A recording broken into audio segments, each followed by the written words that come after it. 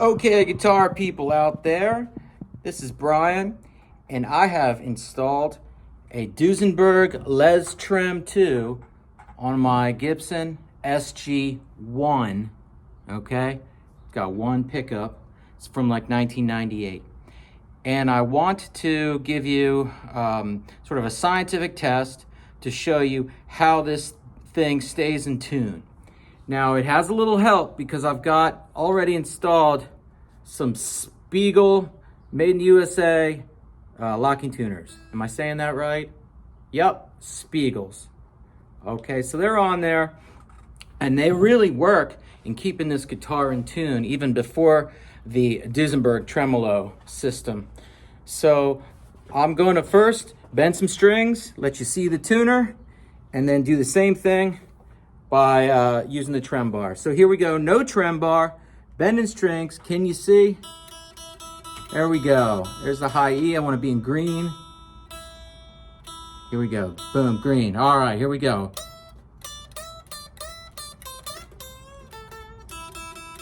Still in tune.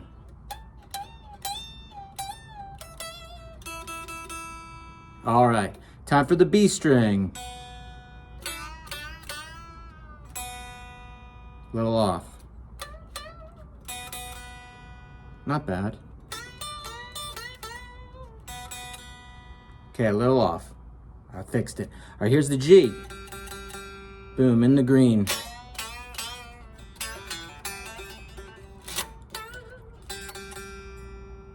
In tune, not bad, huh? Okay, a little bit more. Okay, went down a hair. All right.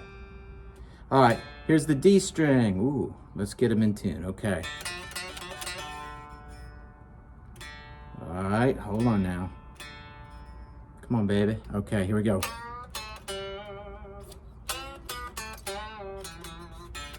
How's that D string? Ooh, went down. Huh? Yeah, okay.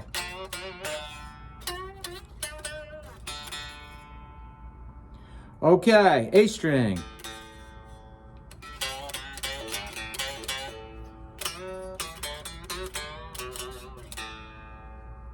Little out of tune there. All right, one more.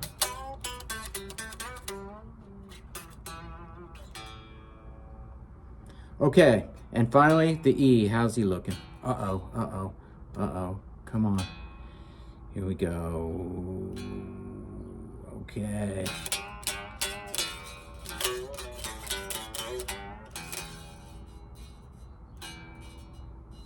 All right, so that's just normal bending. Now I'm going to go ahead and use the trem bar and see if there's any difference. Okay, or about the same or what. All right, so here's our E.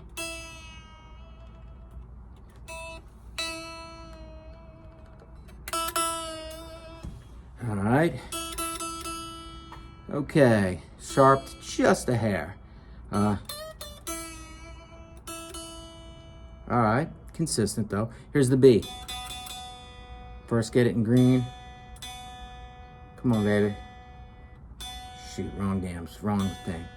All right, here we go.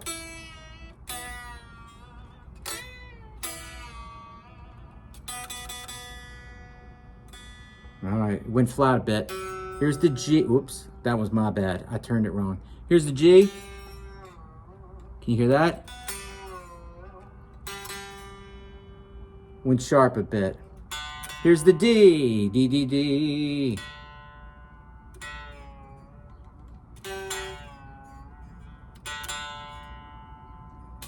That stayed consistent. Here's the A. Let's tune it up. Tune it up, tune it up. Wiggle, wiggle. Trem, trem. And went sharp a bit. Here's the E, low E. Tune it up. Little dive bomb there. And it went flat a little bit. All right, was there any difference? Well, in the next video, or the next part, I'm gonna do some playing. Okay, in the previous part, you saw me bending strings, and you saw me doing some trem, and you saw the guitar was always going out of tune a little bit, whether I bent strings or used the trem. I think it went out of tune a little more with the trem. Now, I'm not going to show you the tuner. I'm in tune. Just want you to use your ears to see how it sounds when I do some trem work, okay? I'm just going to mess around and use some trem. We're just going to test our ears, all right?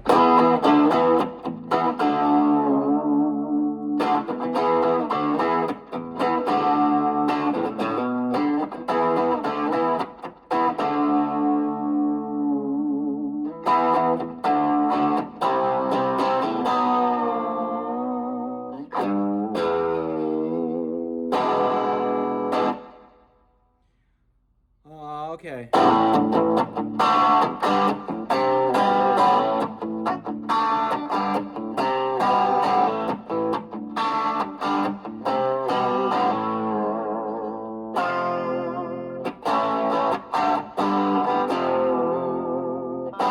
forgot how to play that part. Yeah. Okay, here, let's split the coils a little bit. Yeah, here we go.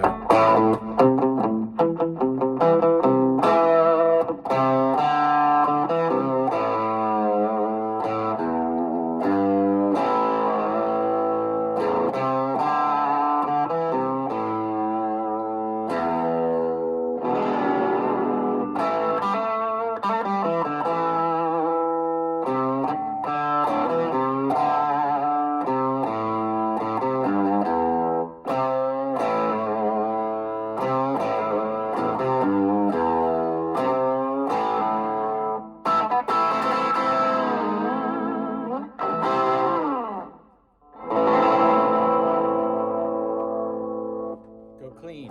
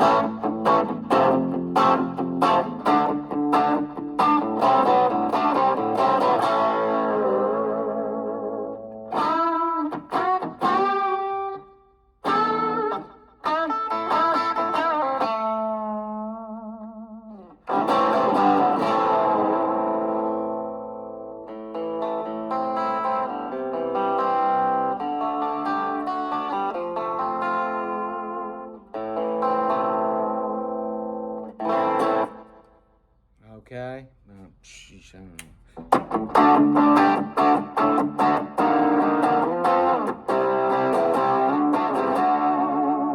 Well, got a chorus.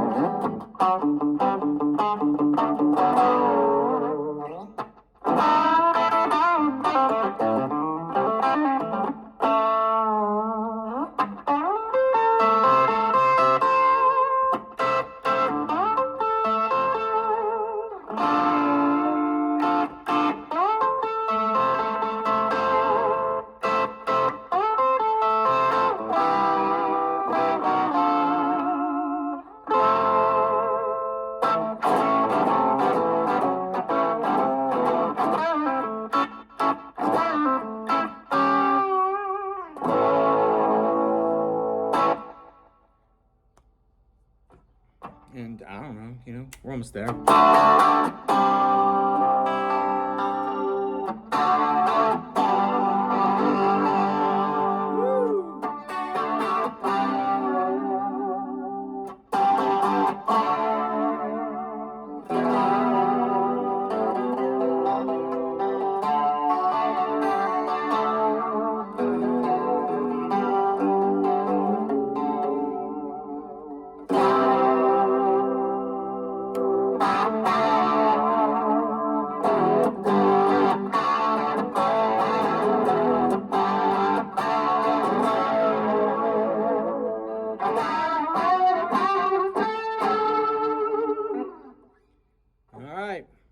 stay tuned. All right, let's check the tuning. Let's turn this baby on before I give you my final thoughts. All right, a little sharp. A string. A little sharp. D.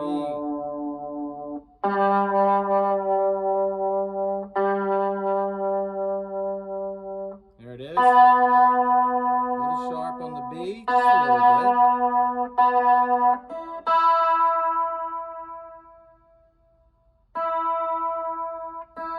There it is. All right, folks, my final thoughts here. In terms of this trem bar here, I think it does a great job. I love finding fault in things and in innovations, and yet this is no difference in terms of tuning, going out of tune, than what I get from my PRS Silver Sky SE, which is a very good trem system, or the trem system that I have on my ESP LTD M1 Custom, which I recently got. You know, that has a Floyd Rose. The guitar is going to go out of tune a little bit whenever you do this, okay? You trem a little bit. The only problem I have with this thing is that it gets in the way, all right? You may have seen in the previous part of the video, whenever I wanted to push it out of the way, it would bump into my leg. So you're saying, so yes, I can get the Allen wrench out and I can loosen this and I can pull this back, therefore raising the bar up higher above my leg. But then what happens is, when I want to dig in and do some palm muting at the bridge here, I bump into both the excess bar here, okay? And I also don't, even when I have it flush here, I still bump into this big knob. All right, now I've read in forums, people say, come on, that's no big deal. But you know what? I find myself thinking about this while I'm playing. When it's out of the way, I keep thinking about bumping into it when I should be not thinking about anything. I should be strumming and playing and creating. And this thing gets in the way of me creating. And that's why I'm gonna sell it. I'm taking it off, and I'd rather have no trem bar on this thing than something in the way. God bless the Duesenberg people for making a very good a non-invasive trim machine here. I think it's awesome. It was so easy to assemble. I used a big screwdriver, put these in, they went in like a glove. I might have used a little bit of petroleum jelly, but whatevs. This thing is flush. The thing stays in tune, more or less the same as it did without it. It does help having locking tuners. So those are my final words.